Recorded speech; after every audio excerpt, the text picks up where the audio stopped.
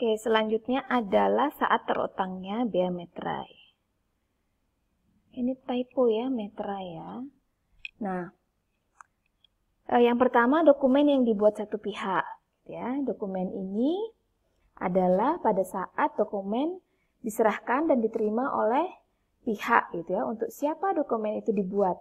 Jadi bukan pada saat ditandatangani, gitu ya. Misalnya kwitansi dan cek gitu ya, bukan saat ditandatangani, tapi pada saat dokumen diserahkan dan diterima oleh pihak.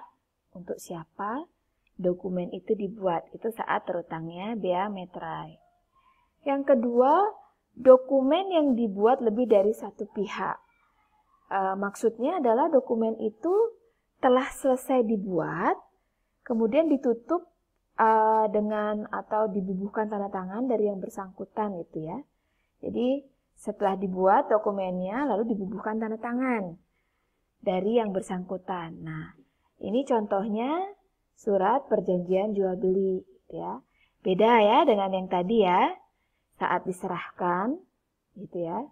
Bukan saat ditandatangani tapi saat dokumen itu diserahkan itu terutang bea materai.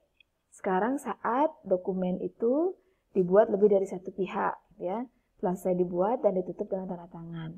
Yang ketiga, dokumen yang dibuat di luar negeri, ya, pada saat digunakan di Indonesia, bea materainya terutang dan dilunasi dengan cara pemateraian kemudian, ya. Jadi kalau dokumennya dibuat di luar negeri, ya, ada pemateraian kemudian. Nanti kita akan bahas apa itu pemateraian kemudian. Ya. Nah, kemudian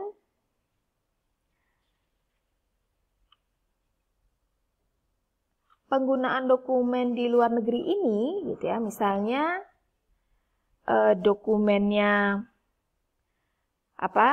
dibuat di Singapura, gitu ya. Kemudian akan digunakan sebagai dokumen di Indonesia. Maka jika belum ada materainya, dimateraikan dahulu di Indonesia dengan cara pemateraian kemudian.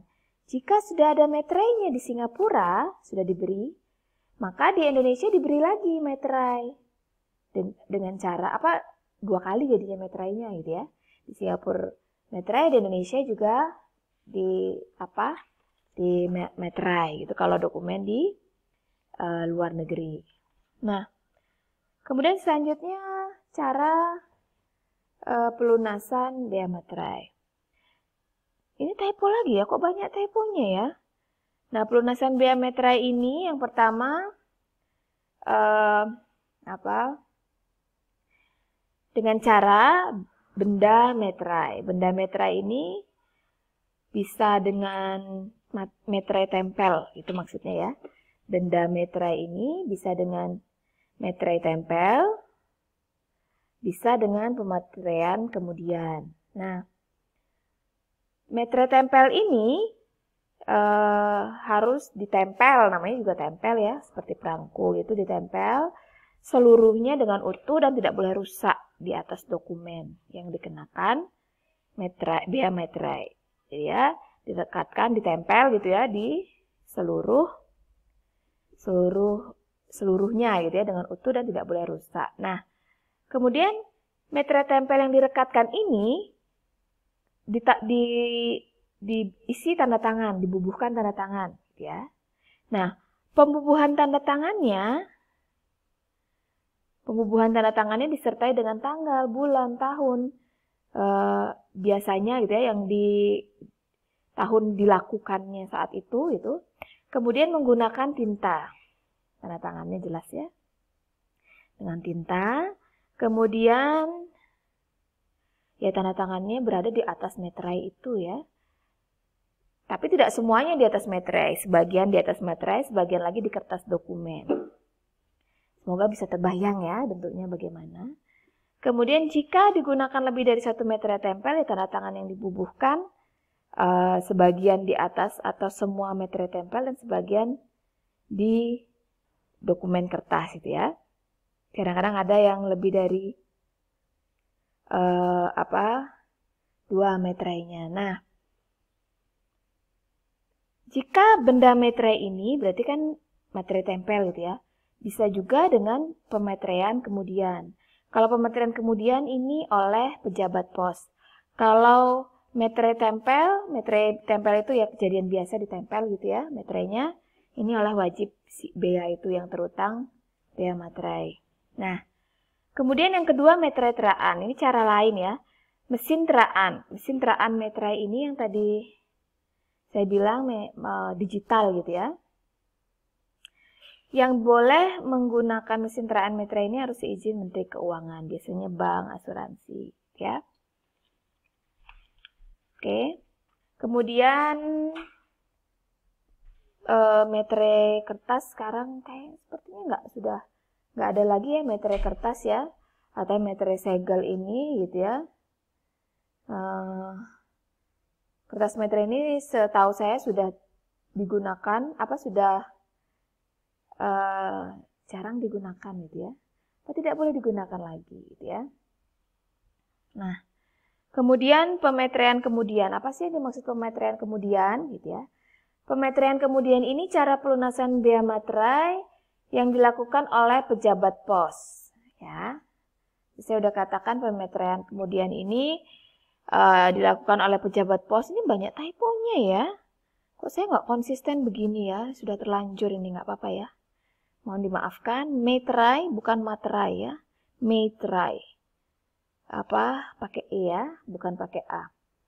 Nah, saya ulangi lagi. Pemeteraian kemudian ini adalah suatu cara pelunasan bea materai yang dilakukan oleh pejabat pos atas permintaan si pemegang dokumen yang bea materainya belum dilunasi sebagaimana mestinya ya. Nah, atas apa gitu ya? Bea materai ini kemudian dilakukan gitu ya, atas dokumen yang semula tidak terutang bea materai. Kemudian saat digunakan sebagai alat pembuktian di muka pengadilan ya harus di materai kemudian gitu ya.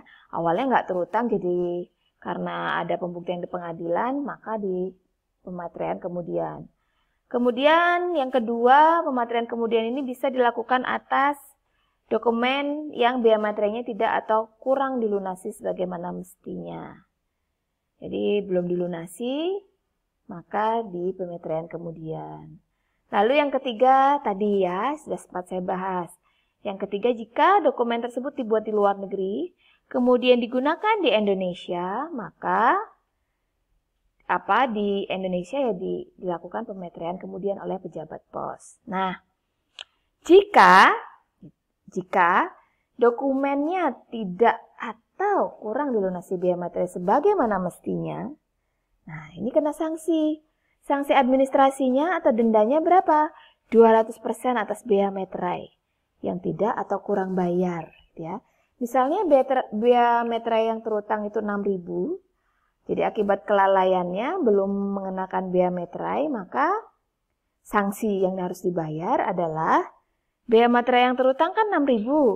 Denda administrasinya 200%. 2 kali 6.000 berapa? 12.000. Jadi sanksinya aja 12.000. Bea materai yang terutang 6.000 sehingga jumlah yang harus di pemateraian kemudian itu 18.000. Total yang harus dibayar ya ke pejabat pos menurut tata cara yang ditetapkan Menteri Keuangan ya 18.000. Itu ya 18.000 tadi ya. Nah, sehingga